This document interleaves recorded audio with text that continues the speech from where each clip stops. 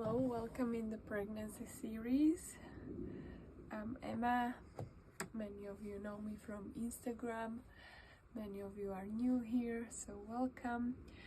I'm going to be doing a series on Bosco's pregnancy, birth and postpartum, and the whole imprint of birth in 4 parts. We will be starting with the part of pregnancy and conception, and I'm not sure how the rest of the 3 parts will be looking, but at the moment I have the download of the pregnancy, which I never shared about. There was a workshop we did in the summer about pregnancy, and there was a lot of death in the workshop and a lot of space holding for death. And I just today realized that death was a very predominant topic in my first trimester and during the whole pregnancy as well. I will be comparing and telling the story of the pregnancy and Bosco's kind of impact on our life and on me,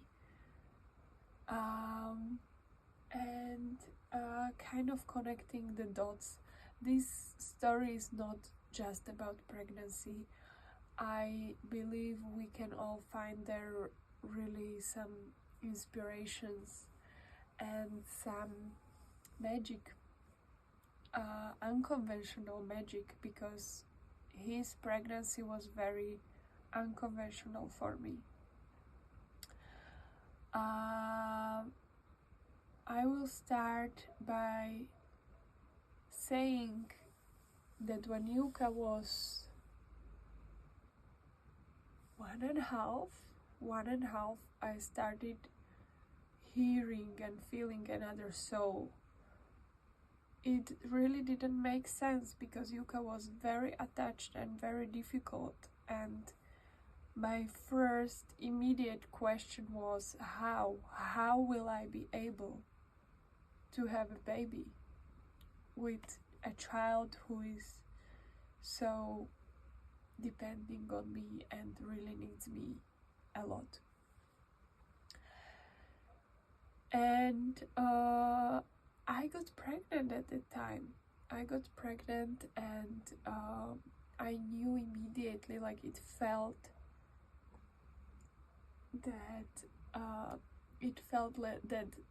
that my body is somehow acting different. I had cravings and I had positive pregnancy test. But at this time, how I got pregnant was by pushing, I felt that there is this new soul, and I knew the timing wasn't right. I knew it, and I was pushing it, and I don't think Thomas was really thinking of having another baby. And so I got pregnant, but I immediately knew there was no soul, like I didn't conceive a soul. So I was really like having an internal devastation moment, because it was something I wanted so badly. It doesn't matter how many kids you have, once you have this yearning for new life, it makes you want to pursue it, and time doesn't matter. You just really feel the drive. But I was pursuing it from a very dysfunctional corner or angle, and I started bleeding right after, and after I took the tests, like a couple days after. And I was not even sad, because I knew that the conception wasn't right, the timing wasn't right, so I was like, makes sense. And at that moment I let it go. I was like, okay, probably this wasn't the right moment to have a baby, and I didn't think of having or trying to conceive, or so every time we made love with Thomas, we didn't conceive, we didn't make a wish to conceive, and we didn't protect ourselves in any way. But when there is not a wish from our side, we don't conceive with Thomas. So that's like basic protection for us, because this comes up a lot as a question: how do you protect yourself by not wanting to conceive? It really works for us, so we will see.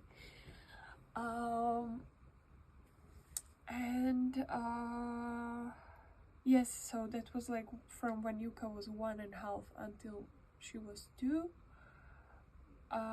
No conception, and we came to Slovakia when Yuka turned 2 for the summer, and suddenly I was about to attend 2 home births. One was a single mom, and the other one was a couple who contacted me, and I was like suddenly at birth, and it was very like in my face and confronting me, and suddenly I felt to approach birth from a new angle. And at the first birth,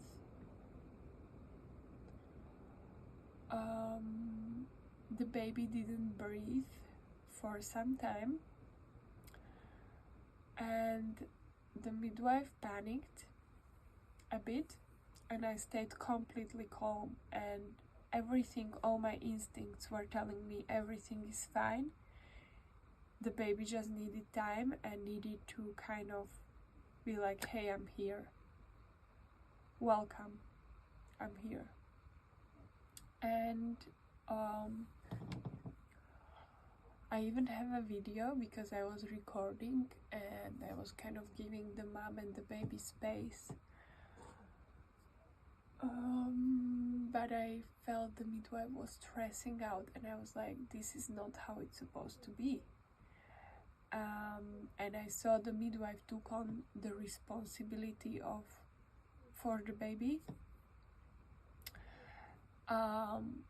which at that moment I felt like the baby is responsible for its life.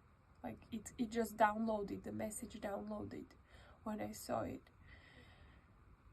And the baby was fine. It was just a matter of time. And something similar happened at the second birth that I attended.